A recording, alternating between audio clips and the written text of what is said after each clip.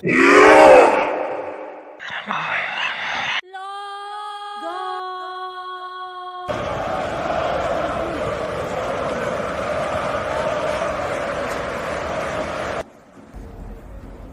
שלי. נכון, זה היה רק חלום. למזלי, זה היה רק סיוט. לא כל סיוט חייב להפוך למציאות. לפעמים כל מה שצריך הוא הרגל אחד חכם ביום. אני בוחרת לדאוג לשיער שלי עם ויטמיני השיער של ציפור. תגידי, את באמת שומרת על השיער שלי? אם את זוכרת לקחת אותי כל יום, אז אני כבר עושה את העבודה שלי. אז אין יותר סיוט